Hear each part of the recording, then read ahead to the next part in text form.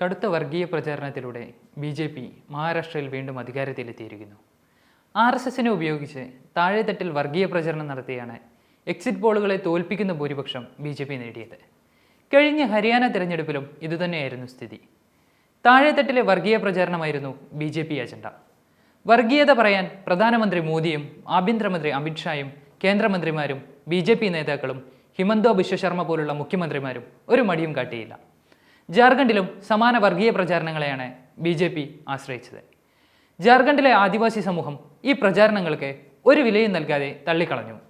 എന്നാൽ മറ്റു പ്രദേശങ്ങളിൽ നഗരകേന്ദ്രീകൃത മധ്യവർഗം വർഗീയ പ്രചാരണങ്ങളെ ഏറ്റെടുത്തു. അതിനനുസൃതമായി വോട്ട് ചെയ്തു. ഇന്ത്യൻ രാഷ്ട്രീയത്തിൽ വർഗീയതയുടെ വളർച്ച 1990-കൾ മുതലാണ് ശക്തമായത്. എന്നാൽ ആരും പരസ്യമായി വർഗീയത പറയാൻ ധൈര്യപ്പെട്ടിരുന്നില്ല. വർഗീയ പ്രചാരണങ്ങളെ നേരിടാൻ മതേതര സമൂഹവും രാഷ്ട്രീയ പാർട്ടികളും തയ്യാറായിരുന്നു. അവർ ഇത്തരം പ്രചാരണങ്ങളെ ശക്തമായി എതിർക്കുകയും ചെറുത്തു തോൽപ്പിക്കുകയും ചെയ്തുകൊണ്ടിരുന്നു. സമീപകാലങ്ങളിൽ ഇത് പാടെ ഇല്ലാതായി. വർഗീയത പരസ്യമായി പറയാൻ തുടങ്ങി. ഇതിനെ പ്രതിരോധിക്കുന്ന വിഭാഗം ദുർബലമായി. നരേന്ദ്രമോദിയെ മുൻനിർത്തിയാണ് ബി.ജെ.പി. കഴിഞ്ഞ കാലങ്ങളിൽ തിരഞ്ഞെടുപ്പ് പദ്ധതികൾ ആസൂത്രണം ചെയ്യാറ്. എന്നാൽ മഹാരാഷ്ട്രയിൽ മോദിയോ ബി.ജെ.പിയോ ആയിരുന്നില്ല, RSS ആയിരുന്നു പ്രചാരണത്തിന് നേതൃത്വം നൽകിയത്. വഖഫ് ബോർഡുകൾ രാജ്യത്തെ ഹിന്ദുക്കളുടെ സ്വത്തുക്കൾ തട്ടിയെടുക്കാൻ പോകുന്നുവെന്നും അതിനുവേണ്ടി വോട്ട് ജിഹാദിന് അഖിലേന്ത്യാ മുസ്ലിം വ്യക്തി നിയമ ബോർഡ് ആഹ്വാനം ചെയ്തുവെന്നുമായിരുന്നു RSS പ്രചാരണം. വികസനം, സാമ്പത്തികാഭിവൃദ്ധി, തൊഴിലവസരങ്ങൾ കൊണ്ടുവരൽ തുടങ്ങിയ പതിവ് പ്രചാരണങ്ങളെല്ലാം ബി.ജെ.പി. പൂർണ്ണമായും കൈയൊഴിഞ്ഞിരിക്കുന്നു. കഴിഞ്ഞ കാലങ്ങളിലെ ഒരു തെരഞ്ഞെടുപ്പിലും ബി.ജെ.പി. വർഗീയ പ്രചരണം നടത്താതിരുന്നിട്ടില്ല. കേരളത്തിലും അതുണ്ടായി. ഫലത്തിൽ മോദി പോയാലും ബി.ജെ.പി. അതിന് തീവ്ര വർഗീയ പ്രചരണം തുടരുമെന്ന് വ്യക്തമാണ്. ഹിന്ദു വോട്ടുകളുടെ ഏകീകരണം ലക്ഷ്യമിട്ട് ഏക് ഹേ തോ സേഫ് ഹേ, ഒരുമിച്ചാൽ സുരക്ഷിതനാണ് എന്നതായിരുന്നു മഹാരാഷ്ട്ര തിരഞ്ഞെടുപ്പിൽ ബി.ജെ.പി. മുദ്രാവാക്യം. ഇത് ബി.ജെ.പിക്കും സഖ്യകക്ഷികൾക്കും അനുകൂലമായി ഹിന്ദു വോട്ടുകൾ നിശബ്ദമായി ഏകീകരിക്കുന്നതിന് കാരണമായി.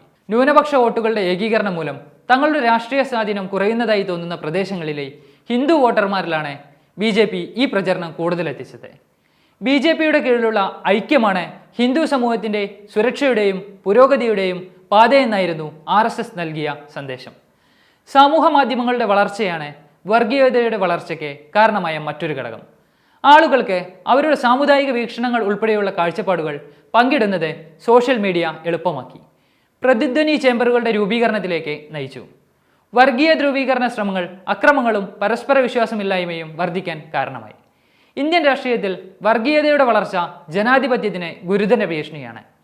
ബഹുസ്വരവും സഹിഷ്ണുതയുമായുള്ള ഒരു സമൂഹമായി രാജ്യം തുടരുന്നുവെന്ന് ഉറപ്പിക്കാൻ ഈ പ്രശ്നം പരിഹരിക്കണം.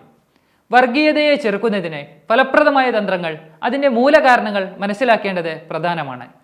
സാമൂഹിക ഐക്യം പ്രോത്സാഹിപ്പിക്കുന്നതിനുള്ള നടപടികൾ മതേതര രാഷ്ട്രീയ പാർട്ടികൾ സ്വീകരിക്കേണ്ടതുണ്ട്. വിദ്യാഭ്യാസം, മതങ്ങൾ തമ്മിലുള്ള സ്നേഹസംവാദങ്ങൾ, മറ്റ് സംരംഭങ്ങൾ എന്നിവയിലൂടെ ഇത് ചെയ്യാൻ കഴിയും. വർഗീയതയും അക്രമവും പ്രോത്സാഹിപ്പിക്കുന്നവരെ പ്രതിക്കൂട്ടിൽ നിർത്തേണ്ടതും പ്രധാനമാണ്. വർഗീയതയെ ചെറുക്കുന്നതിൽ പൗരസമൂഹ സംഘടനകൾക്കും പങ്കുണ്ട്. വർഗീയതയുടെ അപകടങ്ങളെക്കുറിച്ച് ജനങ്ങളെ ബോധവൽക്കരിക്കുക, സംവാദം പ്രോത്സാഹിപ്പിക്കുക, വർഗീയ കലാപത്തിന് ഇരയായവർക്ക് പിന്തുണ നൽകുക എന്നിവയിലൂടെ അവർക്കിത് ചെയ്യാൻ കഴിയും. അടുത്ത കാലം വരെ വർഗീയത ഒരു നഗര പ്രതിഭാസമായിരുന്നു. കലാപങ്ങൾ ഉണ്ടാകുന്നതും പടരുന്നതും ആളുകൾ കൊല്ലപ്പെടുന്നതും നഗരങ്ങളിലായിരുന്നു. ജനസംഖ്യയുടെ 4/3 ഗ്രാമങ്ങളിലാണ് താമസിക്കുന്നത്. ഇന്ത്യയിൽ ജനസംഖ്യയുടെ 3.5% മാത്രമേ കലാപങ്ങൾ ബാധിച്ചിരുന്നുള്ളൂ. സമാധാനത്തിലും ഐക്യത്തിലും സഹജീവികളുമായുള്ള സഹവർത്തിത്വത്തിലും നഗരങ്ങൾക്ക് മാതൃകയായിരുന്നു ഗ്രാമങ്ങൾ. എന്നാൽ സമൂഹ മാധ്യമങ്ങളുടെ വരവോടെ കാര്യങ്ങൾ മാറി. ബി.ജെ.പിയുടെ വർഗീയ പ്രചാരണം ഗ്രാമങ്ങളിലും ജനങ്ങളിൽ സ്വാധീനം ചെലുത്തി തുടങ്ങി. ഈ വർഗീയ പ്രചാരണത്തെ അനുയോജ്യമായ തന്ത്രങ്ങളോടെ പ്രതിരോധിക്കുന്നതിന് സംസ്ഥാന, പ്രാദേശിക പാർട്ടി യൂണിറ്റുകളെ ശക്തിപ്പെടുത്താൻ കോൺഗ്രസ് അടക്കമുള്ള പാർട്ടികളുടെ നേതൃത്വം തയ്യാറാകേണ്ടതുണ്ട്. തിരഞ്ഞെടുപ്പ് കാലങ്ങളിലെ വർഗീയ പ്രചാരണങ്ങളെ നേരിടാൻ മതേതര പാർട്ടികൾ മുന്നോട്ട് വയ്ക്കുന്ന ക്ഷേമ പദ്ധതികൾ മതിയാവില്ല. അതിന് സമഗ്ര പദ്ധതികൾ ആവശ്യമാണ്.